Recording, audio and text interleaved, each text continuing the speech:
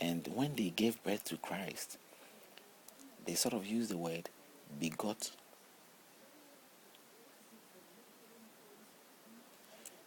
to sort of show or tell us the birth of Christ. Now, if begot was used for Isaac, Isaac begot Jacob and Esau. Abraham begot Isaac. And then the word begot, what does it really mean? And if that word is used in the same sense as Mary begot his son, let's say Jesus Christ, or his son Yehoshua, then we have a question to really ask here. The begot word in the dictionary means that an animal acts. You understand? It says an animal act.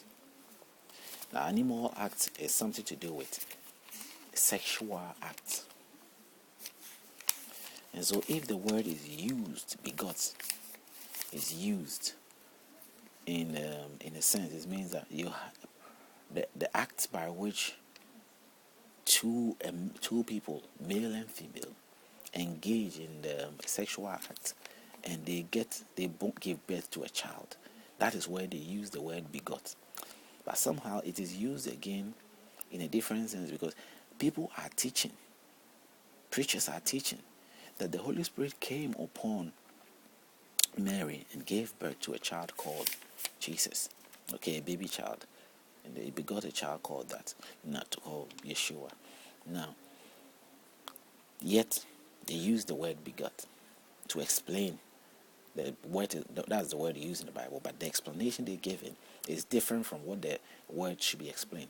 Just as they will say, and Abraham knew Eve, and they begot Cain and Abel. We know how begot is being used here, and is used to two people who engage in the sexual activity, and they got. Now, in the sense of God, Holy Spirit come upon Mary. Should that word be used? Now you need to figure out yourself. Actually, if you go through the books to find out begot, you will sort of look into the word. And when you get the word, the meaning of begot, look into the Bible and see where begot has been used. If you discover begot being used in the area of, the birth of Christ, then you look at where it's been used in the genealogies of Abraham and all that, and then you relate it, and then you will see that it's been used to suggest to the readers of the book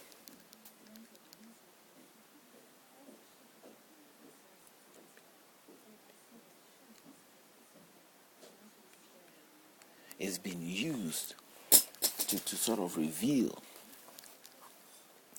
the way by which Mary got a child with the Holy Spirit.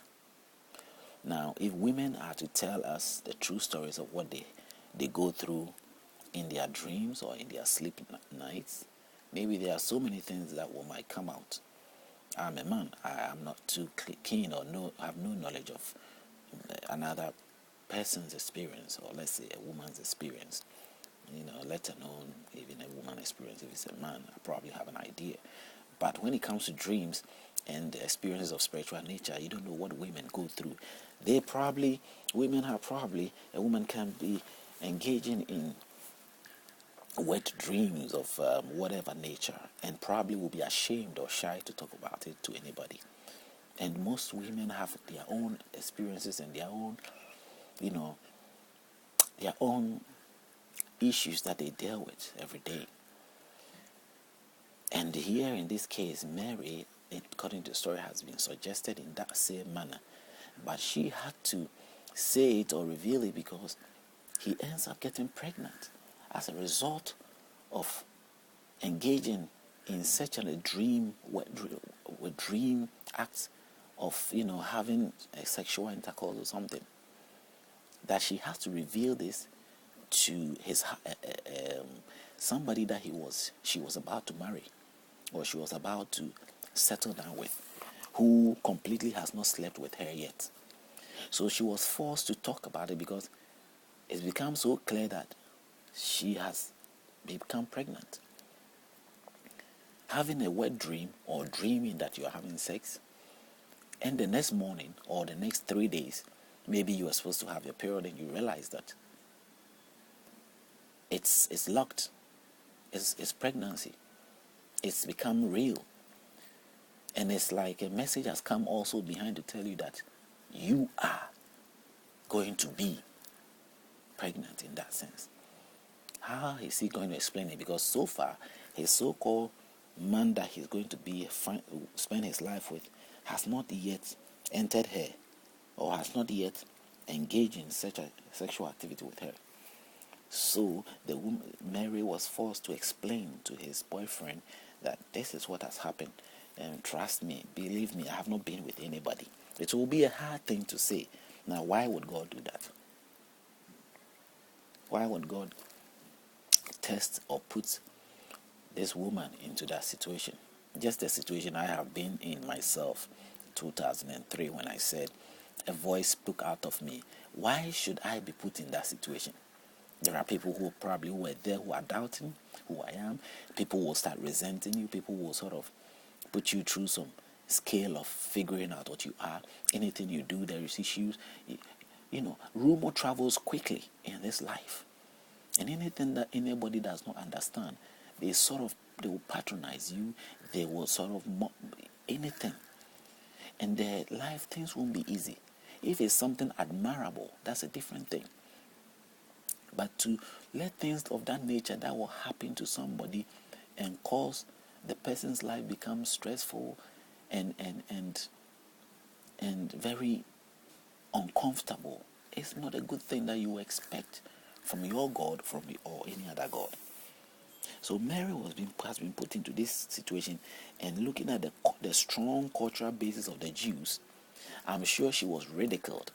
She was frustrated. She was put through all that. Now, if the story is based on truth here, and it's a fact, then I'm just imagining what she has gone through and what she could have gone through.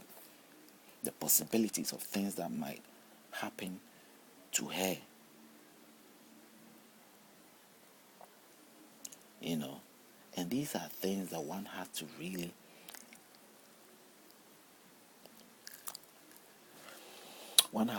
think about when it comes to the usage of words. So, God, it cannot be considered that it cannot be considered that the Holy Spirit of God will come upon a woman and have sex with that woman. It's rather acceptable to think of it this way. And that is what normally I want to say. If I don't want to think of it that way, I would say that God created a cell because he created human beings. So he can create a cell and put it into a woman. That he doesn't have to have sex with that woman for that woman to have a child. You know? But, you know, the book, for what we know of the book and the writers of the book, I'm sure they themselves have their own doubts of God and all that. So whoever was writing it has made it clear that at the end of the day, the Holy Spirit had to come upon him, because the prophecy said that he will come upon her. Now, why should he come upon her if she could stay in heaven and make her pregnant? Why does she have to come upon her? If somebody comes upon somebody, he's coming upon you, obviously. He's coming upon you to sort of engage, you know, one-on-one with you to have something. A man and a woman, ordinary people, definitely a man goes upon a woman. If not necessary to attack that woman, he goes upon the woman, and if relation-wise they're sort of having a mutual thing, it happens that when it comes to sexual nature, the man had to go upon the woman. So it is all in the same category. You can sort of relate it. So whatever the writer is trying to put through cannot really be embraced by the way preaching goes.